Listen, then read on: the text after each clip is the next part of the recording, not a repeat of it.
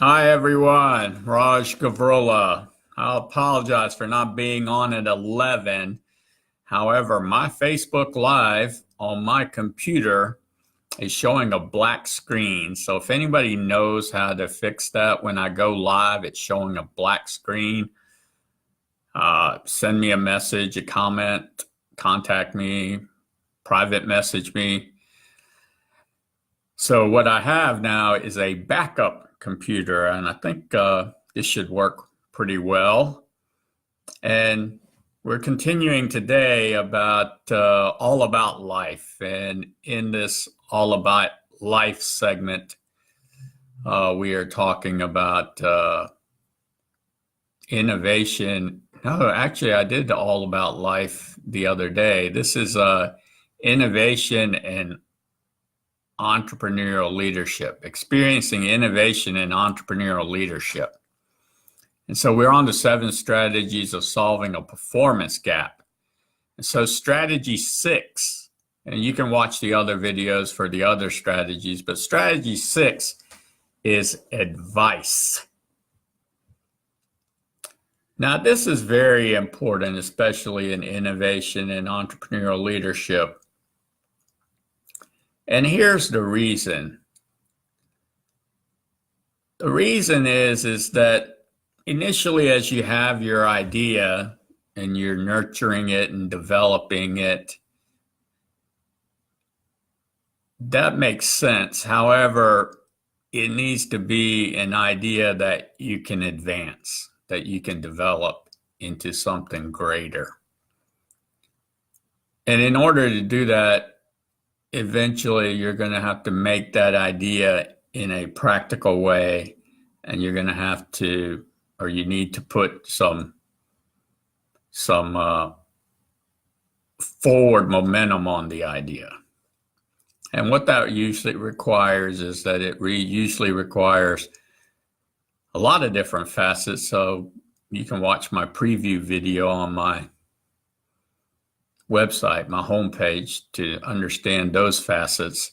However, what advice does, though, is that it can give you clarity from someone who can understand what it is that you might need to learn, or actually tell you what you need to learn so you can go learn it. And advice also is a way to create some kind of strategic shift or systemic shift. And so obviously, a lot of times the reason that ideas do not get implemented is because they experience resistance.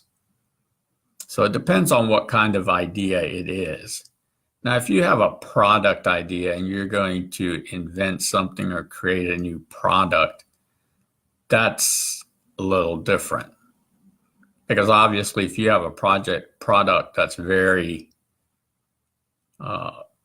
beneficial, well, let's say you were the one who innovated and created the iPhone or the computer. Well, you can obviously see how that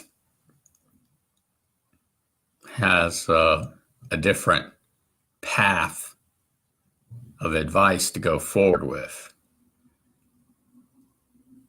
However, with other types of innovative ideas, whether they're process ideas or they're reinventing of your organization or what you're doing, or taking your idea and it becoming something a little bit different than what you had, the advice is usually going to be more around the practical side of what it is that needs to be done.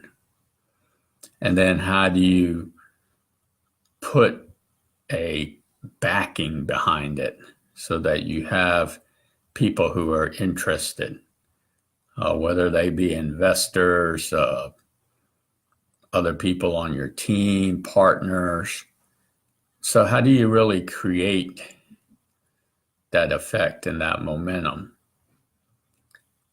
And of course, having a client or someone who's working with you to prove the concept or the prototype, obviously that's definitely helpful. So that's another way to partner.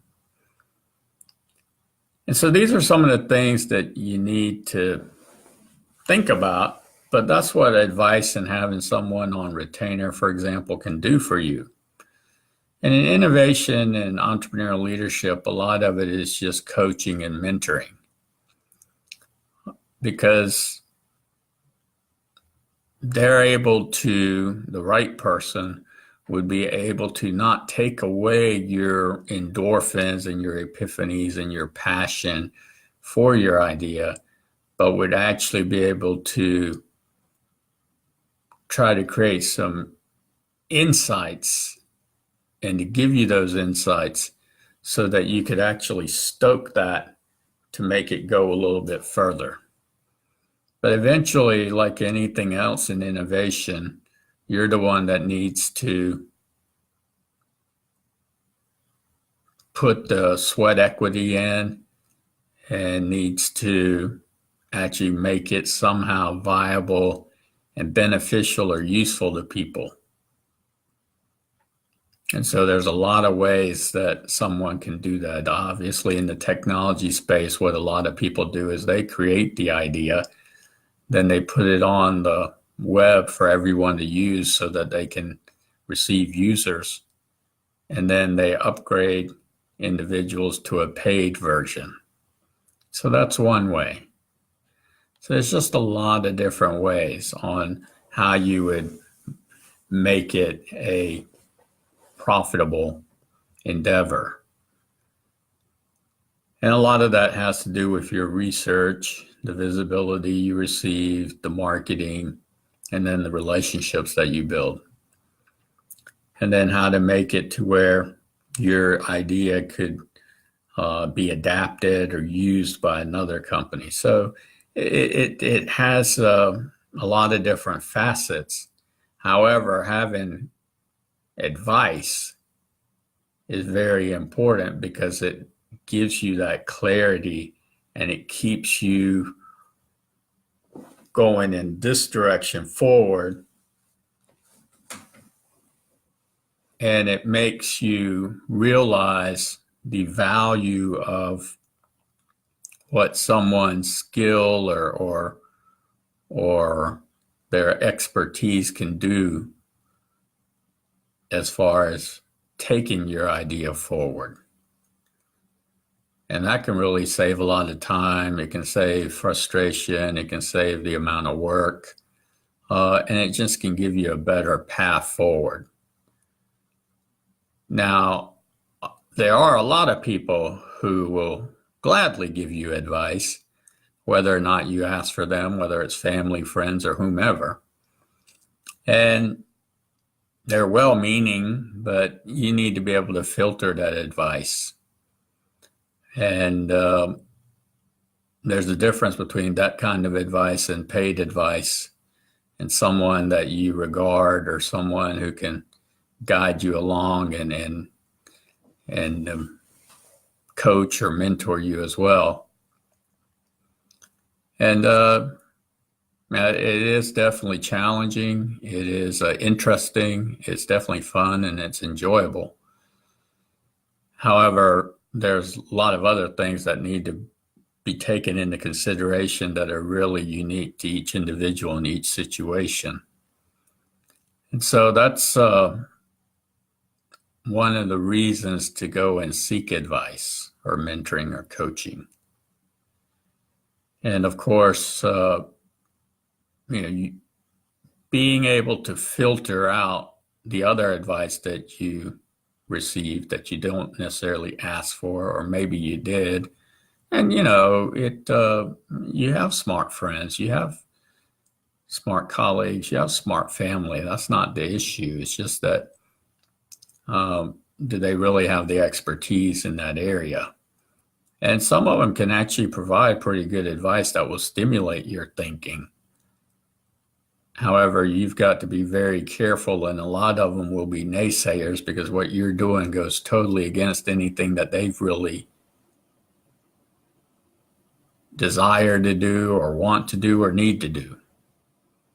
And so a lot of innovation and entrepreneurial leadership is really about grit, because you'll hear a lot of naysayers, but those naysayers aren't people, they might be people you highly regard, but they're not people you regard as far as in that domain or that niche or that aspect of your situation.